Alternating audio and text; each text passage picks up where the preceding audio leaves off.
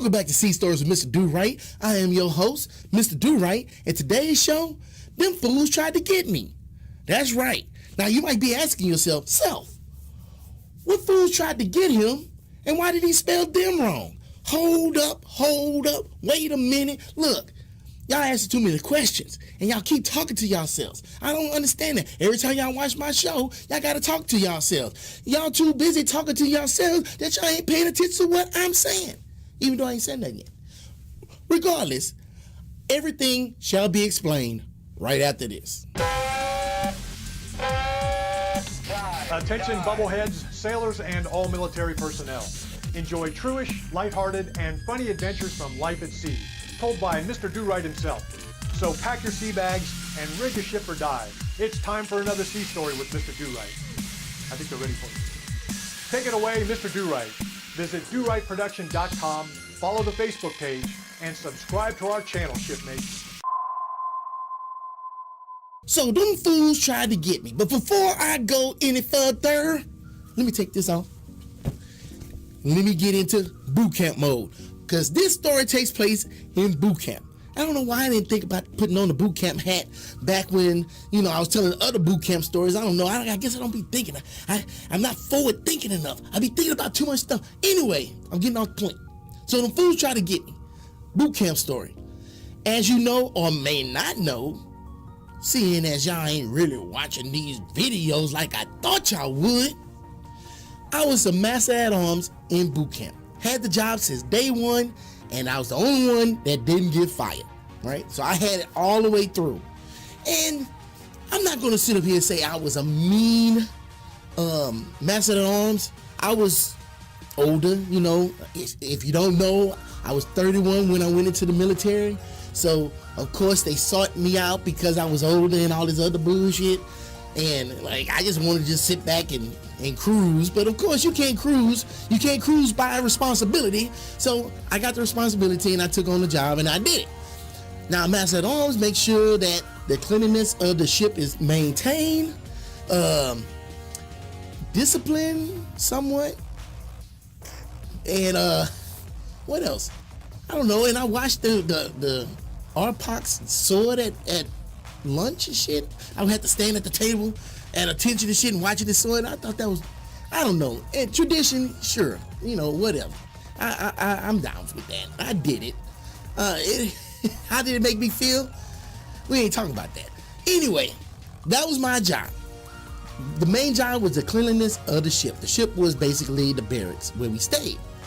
And I would have to get on people about cleaning. I mean, you got, how many people was in that barracks? It was more than 25. It was a lot of us in there, man.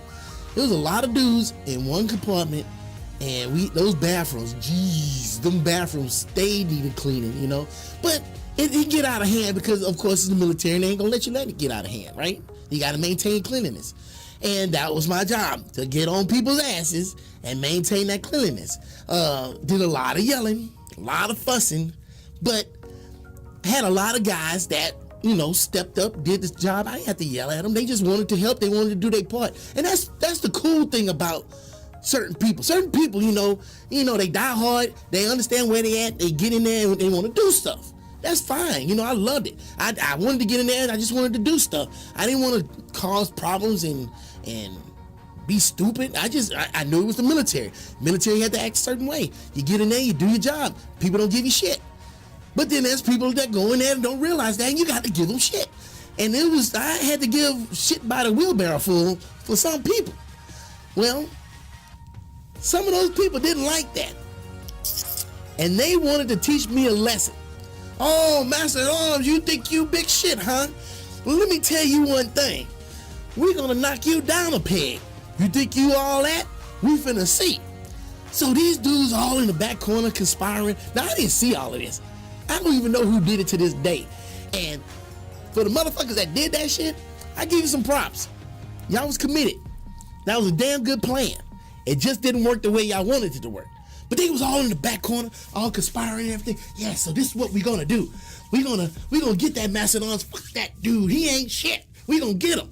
And then some smarter dude said, well, hey, if we're gonna get him, what the fuck we gonna do? And then the other dude was like, you know, I ain't think about that. We need to come up with a plan. We're going to get him. I know we're going to get him, but I don't know what the fuck we're going to do. So the other guy was like, well, I got a plan if you want to hear it. The other guy said, well, are you that smart?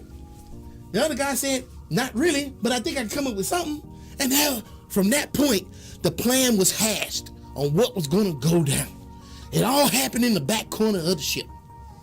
I'm guessing. I'm speculating. You know, I don't know.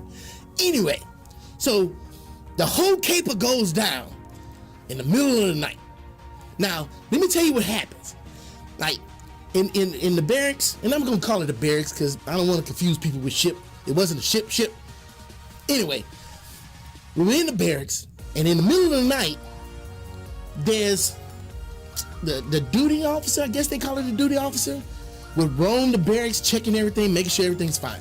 So a chief would come into the building, go into each one of the floors, each division room, and make sure everything was good to go. You don't want people doing no crazy stuff in the middle of the night, and there's no real supervision in the middle of the night because the RDCs go home because they ain't trying to stay up there with us. And you know, it was basically like duty. So this particular night, they had a female chief and her rover that was with her, which was an enlisted person. I don't know if they was in boot camp or not. The reason I don't know, because it was the middle of the night and my black ass was asleep. So I'm sleeping in the rack. You know, you had that little itchy ass gray blanket on, but when you're tired, it don't matter. So I'm under my blanket. I'm sleeping my ass off because I know 5 o'clock is gonna come early in the morning. Was that the time they woke us up? I don't even remember because I was asleep. Anyway, I was asleep, as I said before, when I rudely interrupted myself, and I feel a tap, tap, tap. You know, I must be dreaming, man, you know, because most of the time, when the whole time in boot camp, I was tired, so my eyes would close and I would instantly start dreaming. So I started ignoring dreams because I was doing it so damn much. But anyway, tap, tap, tap. I'm like, man, my dream's fucking with me again. Go back to sleep. Tap, tap, tap. Like, man, this is a persistent ass dream. What's going on? Tap, tap, tap. Massive arms. Oh shit, it's talking to me now. And it's talking military talk. This must not be a dream. So I open my eyes like, what's going on? And I see this female chief just stare me in the face. Now, I didn't know if I was still dreaming.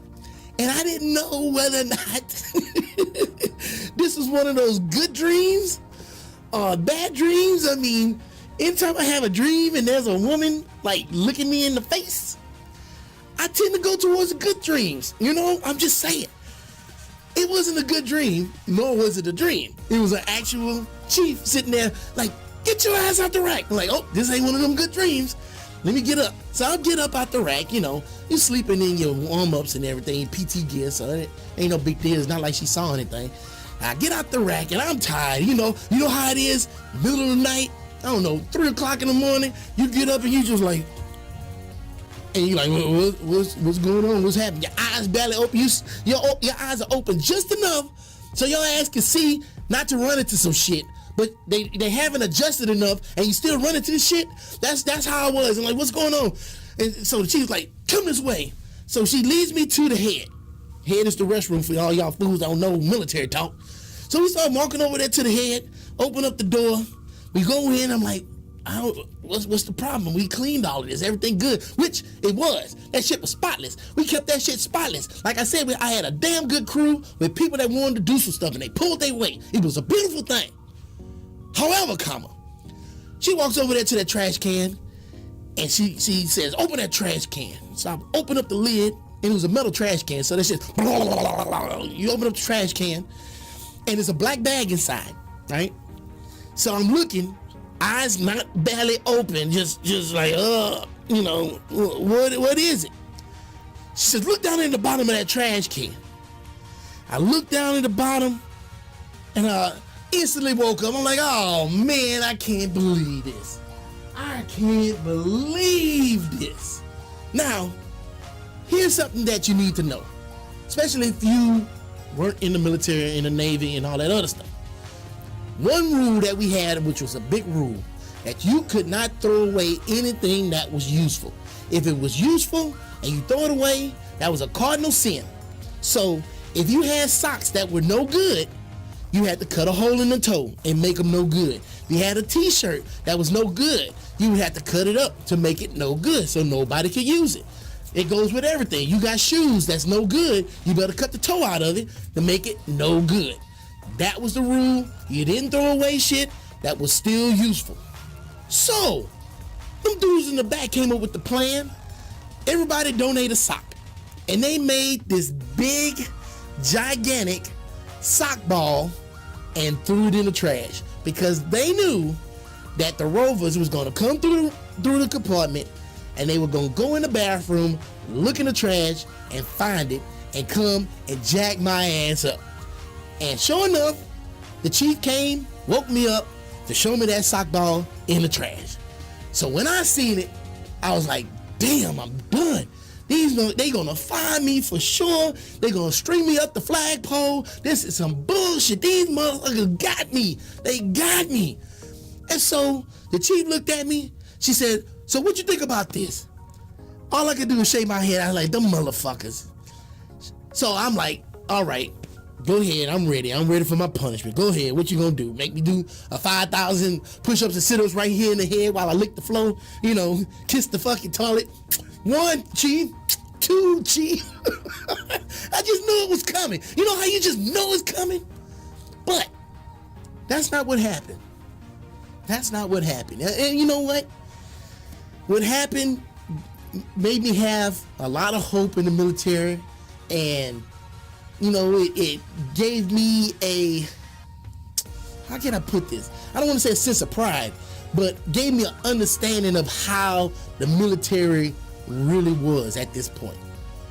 So I was looking for the punishment. She knew I was looking for a punishment, but she said, you know what? No, I'm not gonna punish you.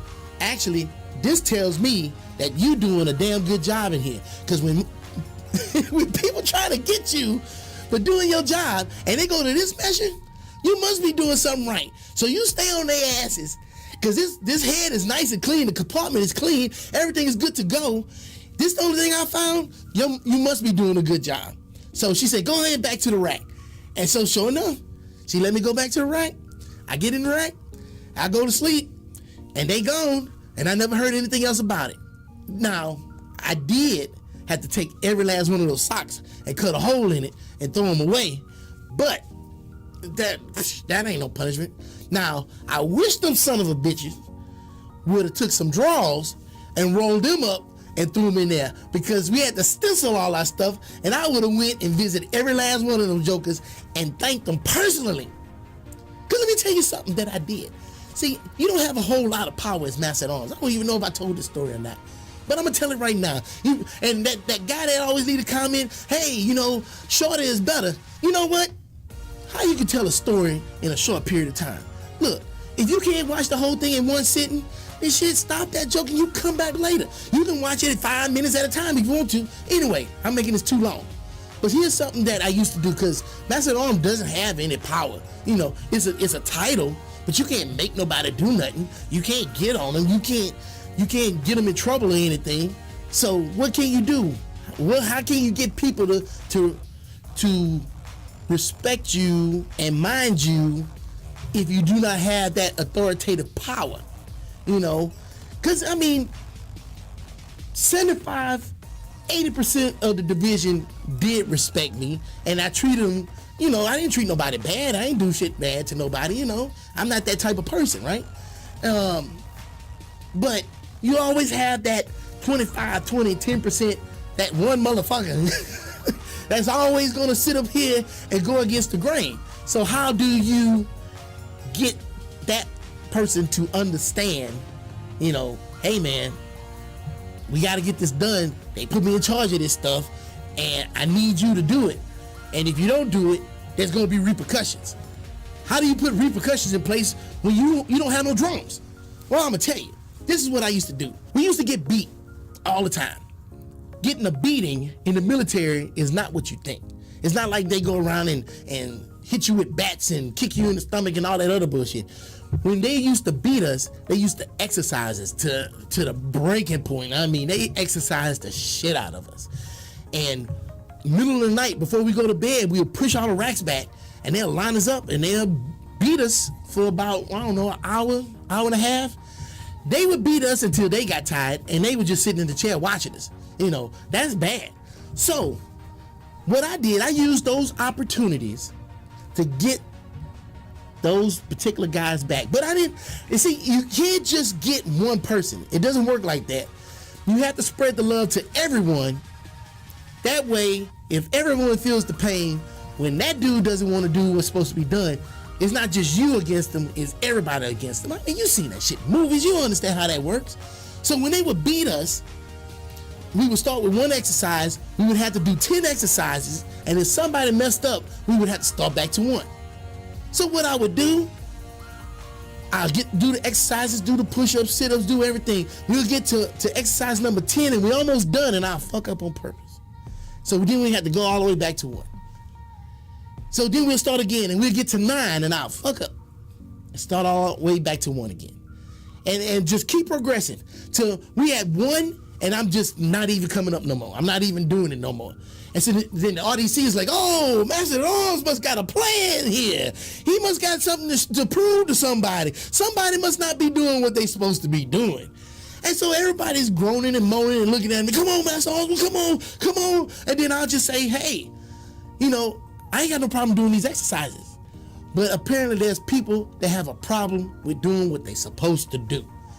Help me help them so they can do what they supposed to do. That's it. Let's get this over with. We'll do the exercises, we'll get all the way through them, we'll push the racks back and we'll go to bed. But the lesson was learned. And that's what I had to do. Now, am I wrong? I don't know. If you thought I was wrong, let me know if I was wrong. Put it in the comments. Let me hear about it. If you think I was right, then tell me I was right.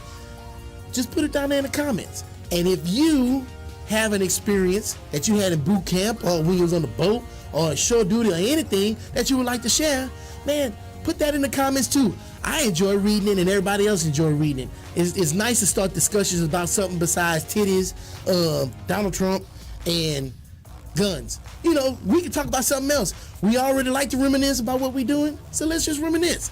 So, thanks for checking me out on Sea Stories with Mr. Durite. I am your host, Mr. Durite. Like, share, subscribe this shit. And until next time, peace. Sorry for all the cussing.